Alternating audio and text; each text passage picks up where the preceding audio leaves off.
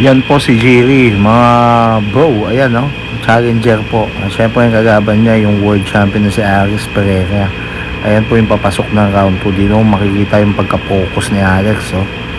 Titig na titig talaga. Iniisip kung anong gagawin niya. Ayan na po.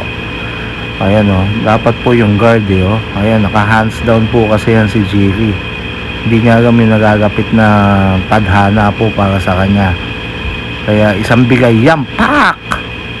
Bagsak po talaga, grabing hero po niyan. Tinitigan kagad, stop niya yung laro. Ayan, pinagahampas pa, hammer fist, pang, kinaliwa, kinanan pa ulit, kanan, kaliwa, kanan.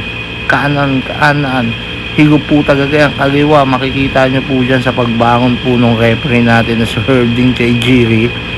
Talaga naman pong hero po siya. And still, si Alex Pereira pa po ang champion na yan. Tutulungan niya pa sana, pero inawat po siya ni Herdin.